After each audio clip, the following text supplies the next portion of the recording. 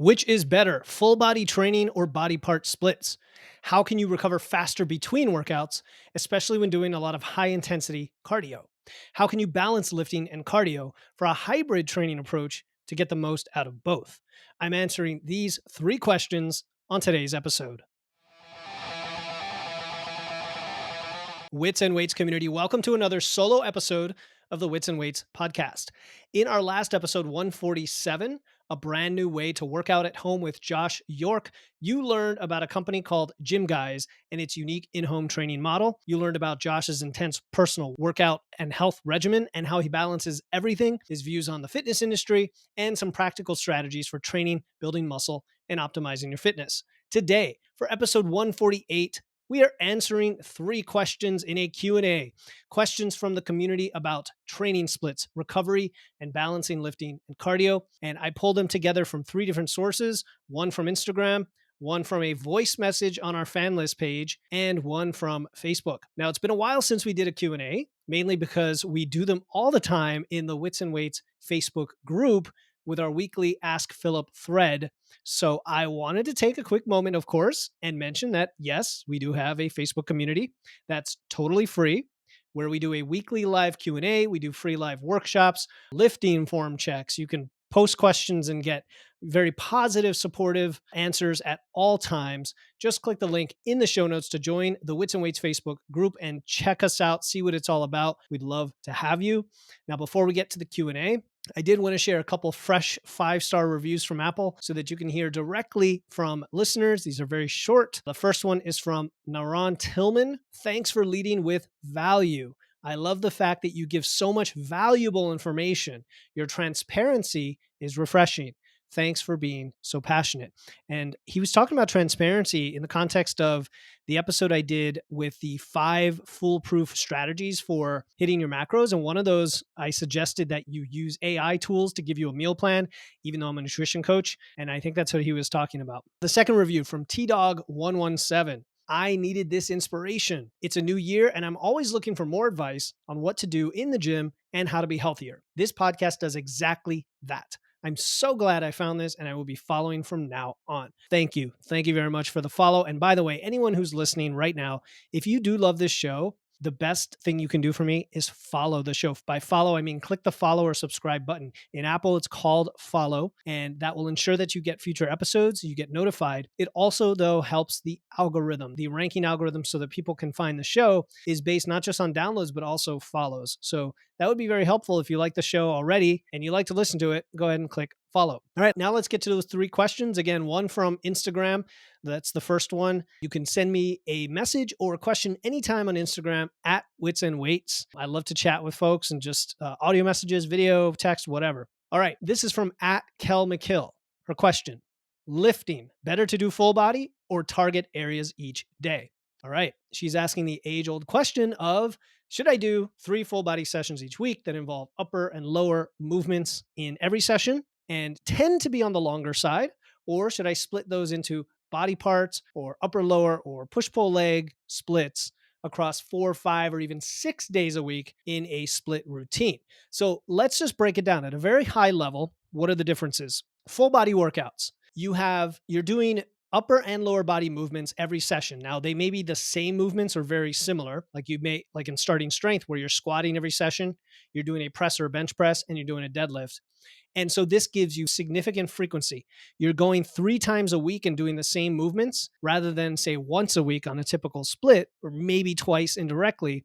And for a new lifter, even an early intermediate, this is fantastic for making progress because you can increase the weight on the bar each session and just push, push, push and make significant and serious strength gains very quickly. The other thing is it's time efficient in the sense that it's fewer days per week, even though the sessions might be a little bit longer. So if you're commuting to the gym and you're trying to just get a lot done for your time and you're using big compound lifts, it's very time efficient. Now, split routines where you're doing 4, 5, or even 6 days a week, you get more volume during the week. This is often needed when you're a late intermediate or advanced trainee because you can no longer progress. If you went 3 days a week, you would just kill yourself. You wouldn't be able to recover. You wouldn't be able to progress. So we split it up where you say you're only squatting one of those 4 days, but then you might be deadlifting or doing other leg movements another of those 4 days. So you get more volume over 4, 5, or 6 days because the sessions are a little bit shorter, but now you're doing more sessions. And you can still have frequency with indirect targeting of muscle groups, right? Like you can bench press one day and close grip bench press a different day where you're focused on triceps. In both cases, you're also hitting the chest. So the recovery is also an issue here because, yeah, the frequency may be less, but you also need that extra recovery because you can't advance as quickly as a beginner, right? Especially for things like low back recovery and things like that.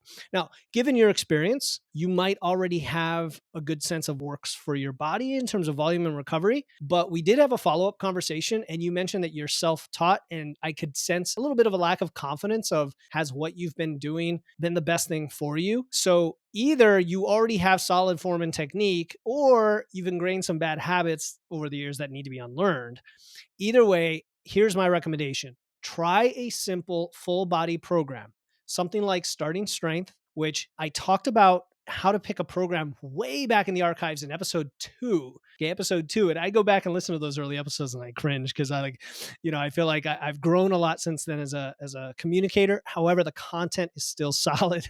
I still stand by it. And I think you'll learn a lot about my thinking of the very basics here of what you can incorporate as a beginner. And even if you've been training for 10, 15 years and you have so-called bad habits, you may still be a beginner when it comes to proper progressive overload and strength training. So try a 3-day program like Starting Strength where you squat, press, or bench and deadlift every session. Focus on improving that form, but also making some serious strength gains before you switch to a split. Then when you're ready for a split, I like something like a classic 4-day upper lower split for most intermediate lifters where, for example, very simple, bench on Monday, squat on Tuesday, press on Thursday, deadlift on Friday. And then you have like 3 or 4 movements after those big lifts that include, some of the less stressful compound lifts like RDLs, for example, or incline dumbbell presses and so on. And then maybe some isolation work, if you're working on your biceps or shoulders, lateral raises, calf raises, things like that. And then after that, the sky's the limit in terms of what options are available to you, from pure bro splits, which I talked about with Andy Baker recently in the podcast. So go search that. You can go to witsandweights.com/podcast and search for any past episode with a search box there and find the topic. But look for Andy Baker. And we talked all about bro splits. You could do push-pull legs.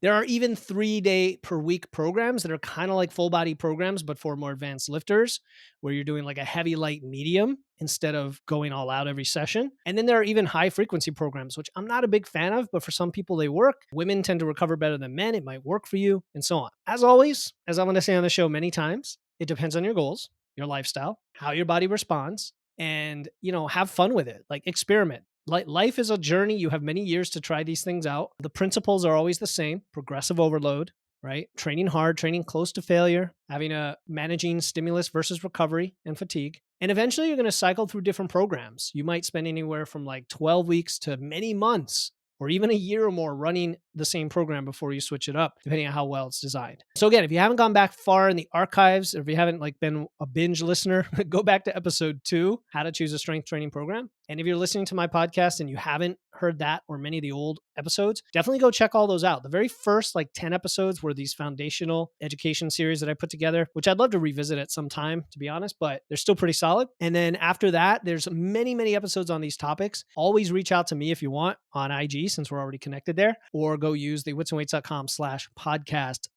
podcast finder. Okay. Question number 2 is from the fan list page we have. Okay. And this is, if you go to fanlist.com/witsandweights, you can submit a voice message. Yeah. It's like old school, a call-in radio show. And so our second question is from James Carr, and I'm going to play that for you live on the show right now.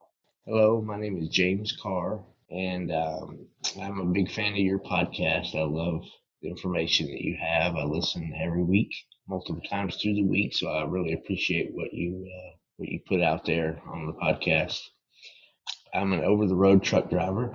I'm 54, will be 55 years old in February. My question is about recovery. I work out. I'm not new to working out.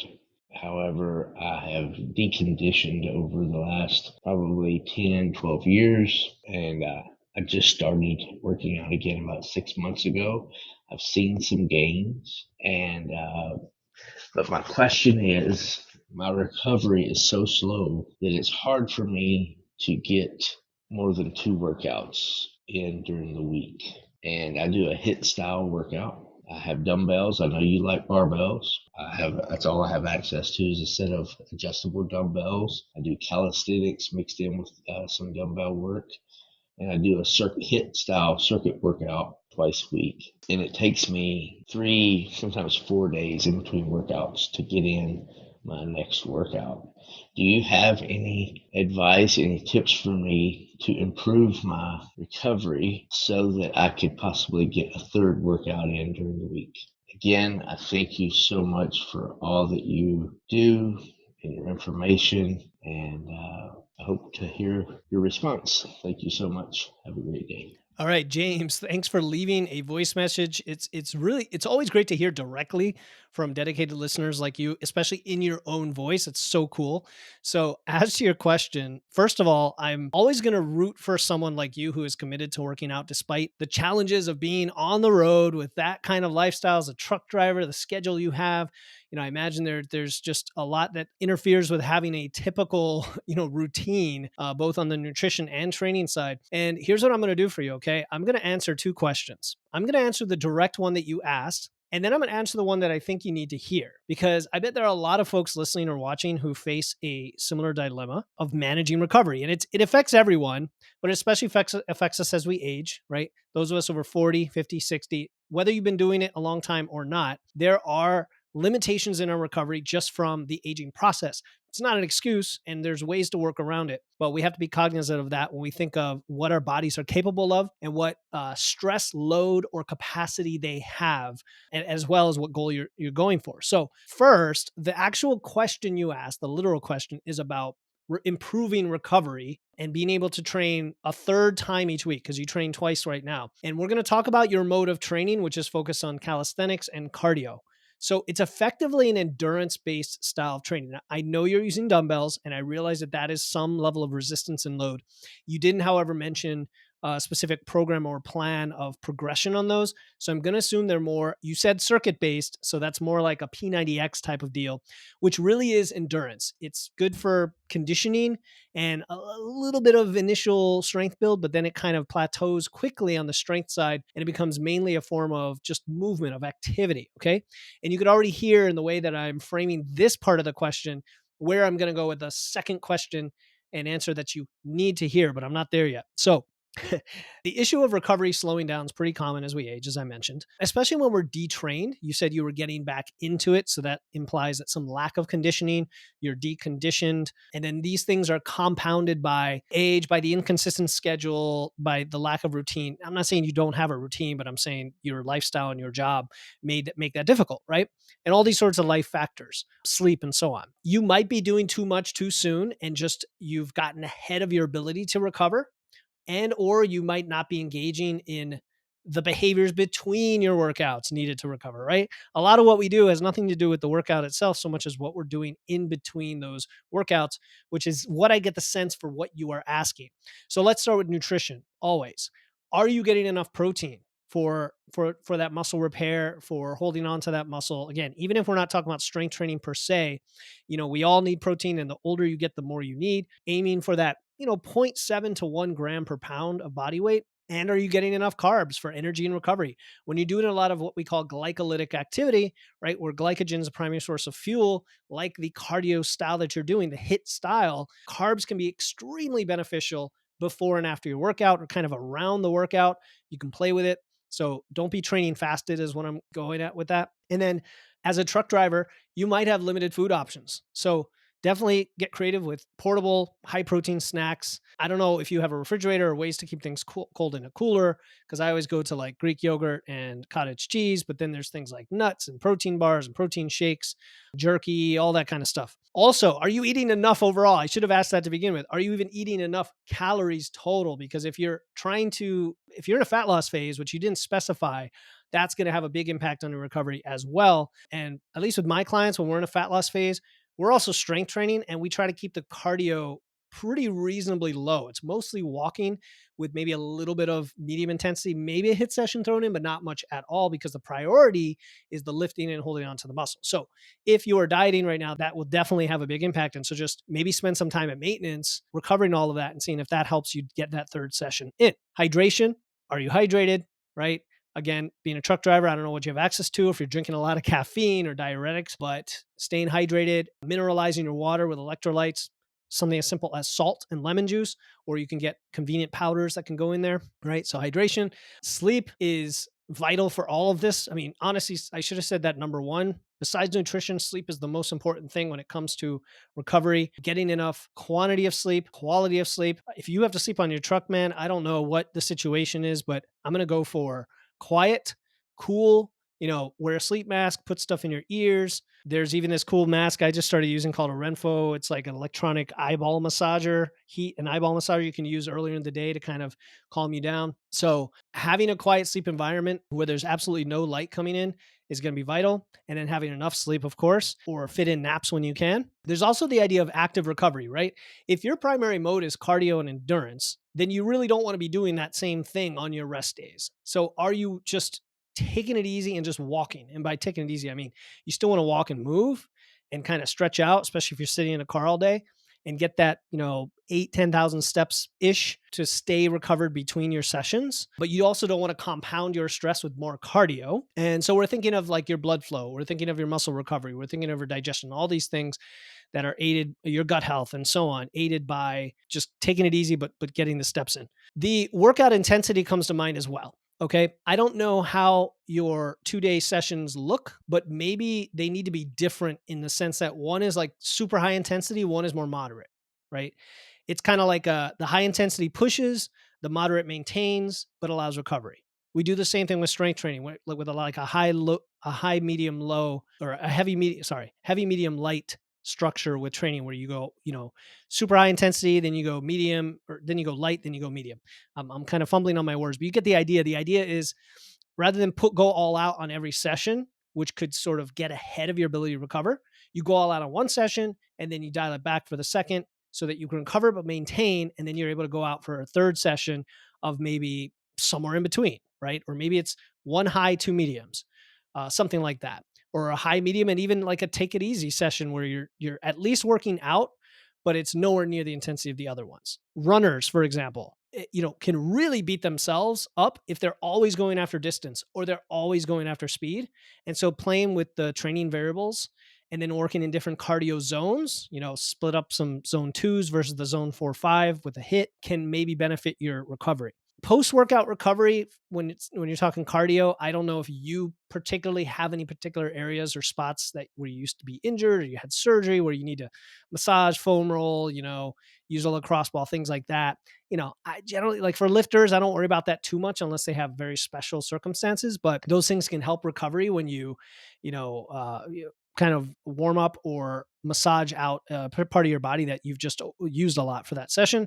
And then of course, listen to your body. Like if you need the 3 to 4 days of recovery, your body is telling you that it needs that time. Right. And so you don't want to get overtrained.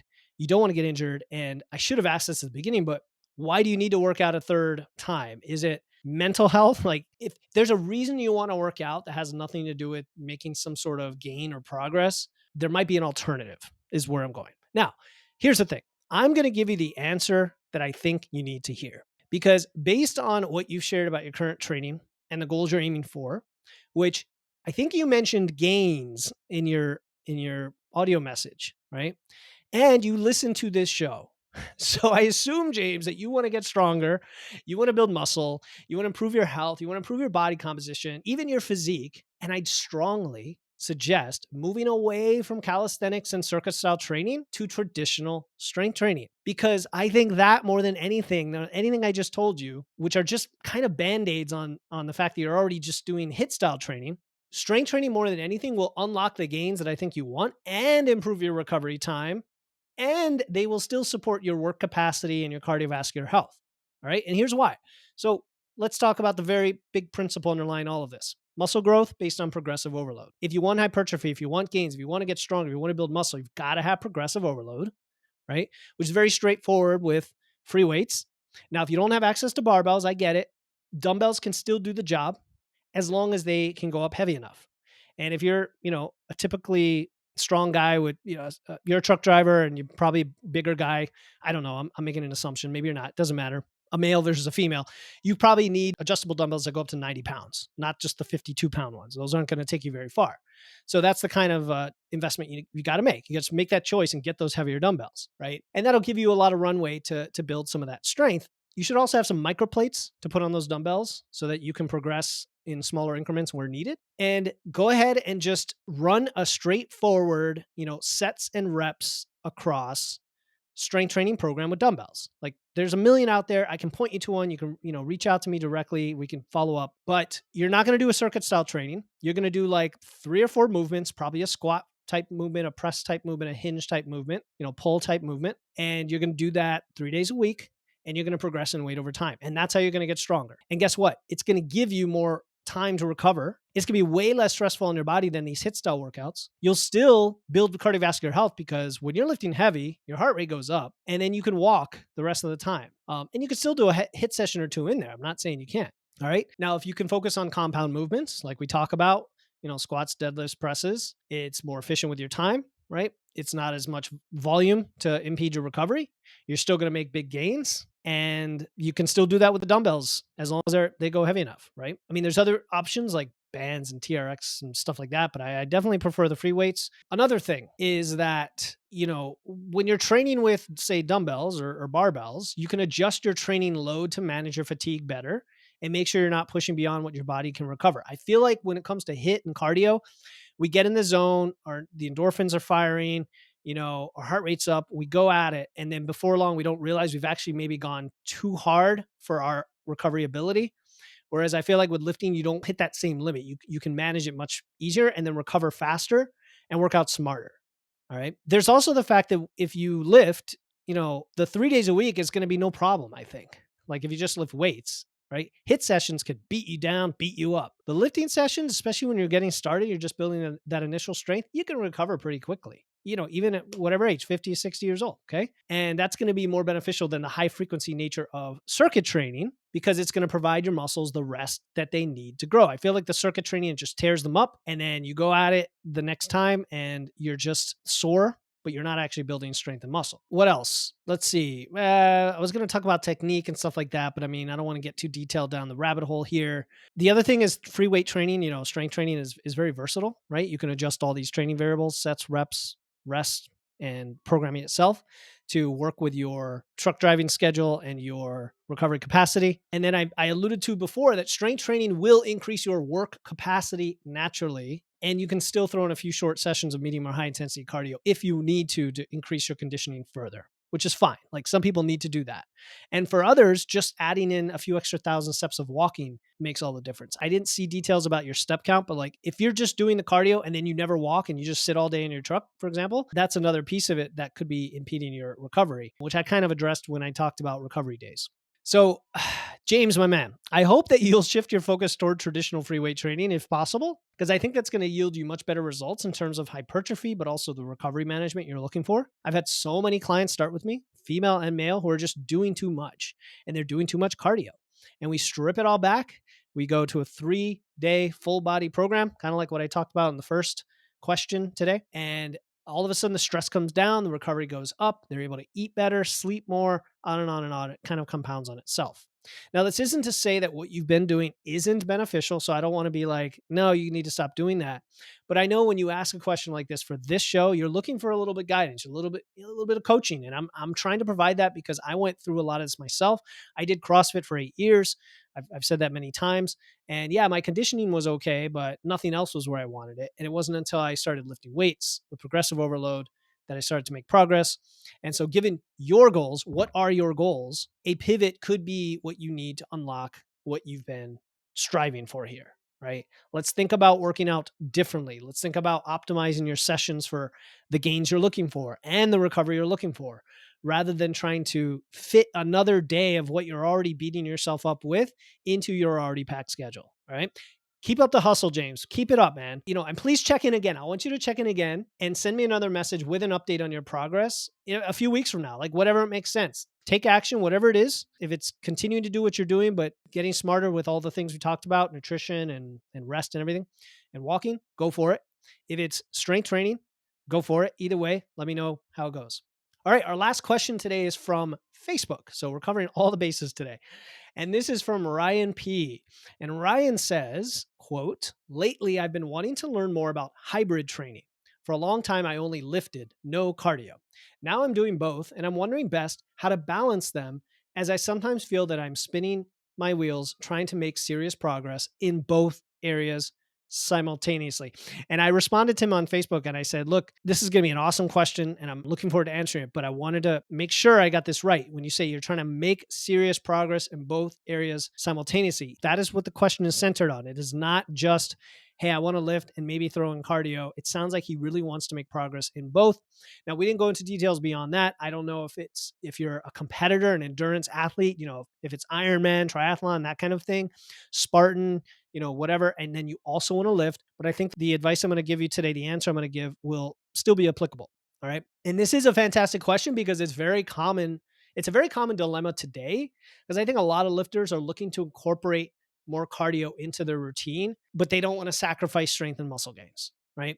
And this idea of hybrid training or concurrent training, it's sometimes called, is about finding the right balance between resistance training and cardiovascular work so that you have the complete package for your training. Now, there are some myths that persist. One of those is the interference effect. Now, there is some truth to the interference effect, the idea that if you do a certain amount of cardio, it will interfere with your recovery and the adaptation from lifting and thus interfere with your gains. But what we've come to find over the years is that it requires a significant amount of cardio to do that. And so there's a large tolerance of cardio that we can handle just fine as lifters. And I'm going to talk about a little bit here how there are even benefits to having cardio for recovery as a lifter, mainly in getting your cardiovascular health, your work capacity up to snuff, up to a certain level. And I've had clients, it's very interesting. They're super muscular. They've been training many years but their cardiovascular fitness isn't quite there. So they kind of huff and puff in some of the longer workouts, or they might not be able to get all the reps. And it turns out that they're only getting 3,000 steps a day because they have a desk job. And we up that to 6 or 7. And all of a sudden, boom, resting heart rate comes down, HRV improves, their zone 2 is tolerable and on and on. And that's all it takes. Other people need a little bit more than that. Okay. The key though is not to overdo it. And so here's my thoughts for you, Ryan. All right. First, what is your primary goal? And I know you've probably thought that as well, and others have told you this, but you've got to decide which aspect of fitness is more important to you at the moment, not for your whole life, just at the moment. Like by at the moment, I mean the next three months, the next 6 months, the next year. And I like to phase things. I like to phase nutrition.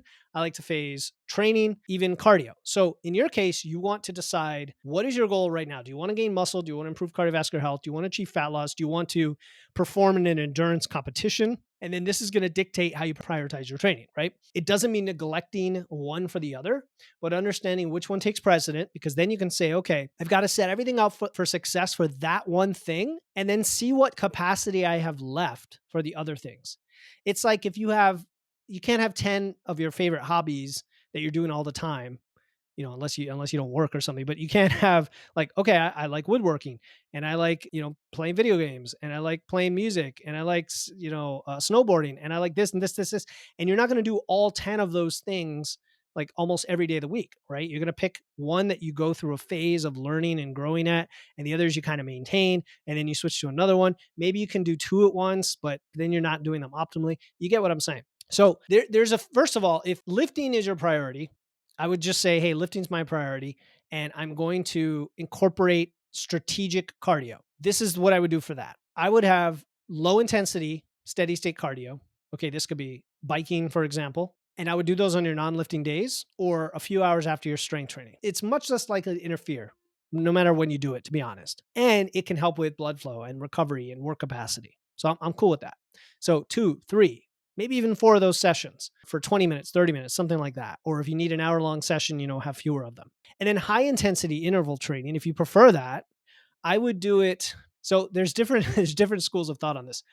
One school of thought is do it the same day as your lifting session right after you're lifting, but not on a leg day. So like if it's a leg based hit, do it on a non-leg day so that you're kind of doing it in between the leg days and not interfering with the leg workout and the adaptation, but you're also not interfering with overall recovery by putting it on a rest day. You're putting it on after another lifting session or putting it sufficiently spaced out, like 2, 3, 4 hours spaced out. If you lift in the morning, do hit in the evening, right? Although I don't like high intensity exercise too late in the day because I think interfere with sleep and stress, cortisol, and everything else. All right. Anyway, so I think I just rambled on, but basically, if you want to have 1 or 2 high intensity training sessions, I think that's fine. I think more than that is too much when your priority is lifting. Now, if you want to use periodization, what I would do is structure your training in cycles. So you might focus more on lifting with minimal cardio for a few months, then switch to a period where the cardio is the precedence, right? And now instead of like 4 lifting days and 2 cardio days, you might have 4 cardio days and 2 lifting days. And the lifting days are just for strength maintenance. You have just the amount of volume needed to maintain, which studies have shown can be as little as a fourth or a fifth the amount of volume just to maintain your muscles. So you're not trying to make any progress on your gains. You're just holding on to your progress.